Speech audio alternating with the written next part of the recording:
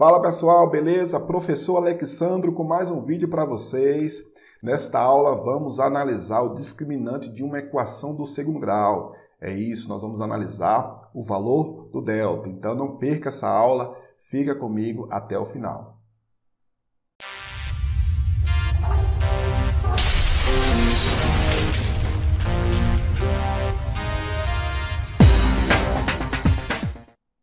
Análise do discriminante de uma equação do segundo grau. Temos aqui, gente, a fórmula de resolução de equações do segundo grau, já foi explicada em vídeos anteriores, certo? E ela está escrita de forma simplificada.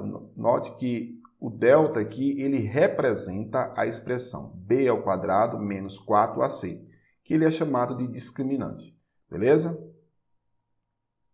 Então, o primeiro caso que nós vamos estar analisando é quando delta é maior do que zero.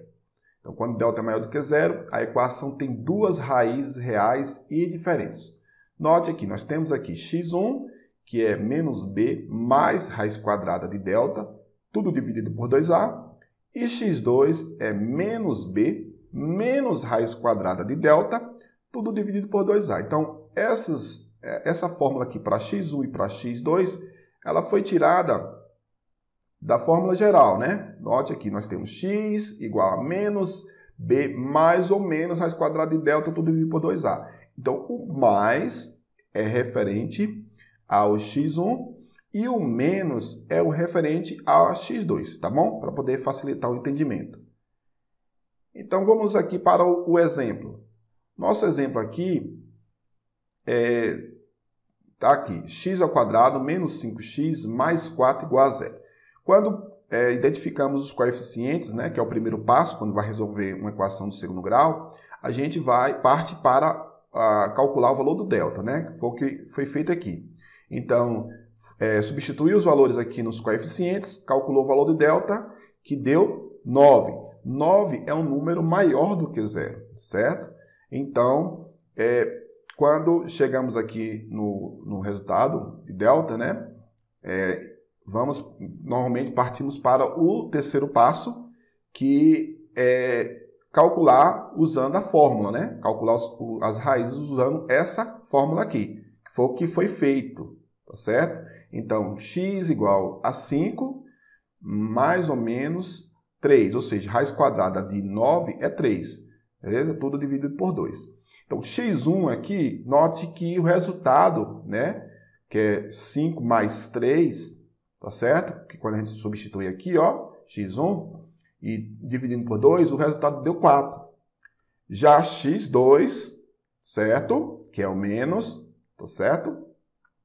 Aqui o resultado deu 1. Então, as raízes, elas são diferentes. Então, no nosso caso, quando delta for maior do que zero, certo? As raízes serão diferentes. Beleza? Ficou claro? Para o caso de delta ser igual a zero, né? Então, a equação tem duas raízes reais iguais. Mas como assim? Ó, x1 ele será igual a x2, que será igual a menos b dividido por 2a. Vamos entender com um exemplo? Observe nosso exemplo aqui, ó, x ao quadrado mais 6x mais 9. Como foi feito explicação no exemplo anterior, quando identificamos os coeficientes, partimos para calcular o valor de delta, que foi feito aqui. Substituindo os coeficientes, note aqui ó, os valores, calculando, né? Aqui 36 menos 36, chegou nesse resultado aqui, que deu delta igual a zero. Então, quando a gente substitui na fórmula geral, né? Aquela fórmula que eu já expliquei para vocês, que a gente coloca o zero, a gente vai ter basicamente menos 6 dividido por 2a. O menos aqui é da fórmula e o 6 é o coeficiente b, tá certo? Então, basicamente, não há necessidade de fazer a soma. A gente só vai, na realidade, dividir. Então, ó, notem aqui no nosso exemplo, ó, x1 ficou menos 6 mais 0, igual a menos 6 dividido por 2. Ó. Menos 6, note que ó, pela forma, é igual a menos 3. Tá vendo? Menos 6 dividido por 2 é igual a menos 3. Da mesma forma que x2 deu o mesmo resultado. O resultado deu menos 3. Isso significa que x1 ele vai ser igual a x2. Toda vez que o delta for igual a zero, nós vamos ter duas raízes reais e iguais. Tranquilo? Fácil, né? E nosso último caso aqui é quando o delta for menor do que zero. Nós temos aqui a equação ela não terá raiz, ela não tem raízes reais, certo? Quando o delta for menor do que zero. Então vamos ver aqui o exemplo. Ó, o exemplo está aqui, x ao quadrado mais 4x mais 5 igual a zero. Então, fazendo o mesmo processo, calculando o valor de delta aqui, chegamos em delta igual a menos 4, ou seja, delta menor do que zero.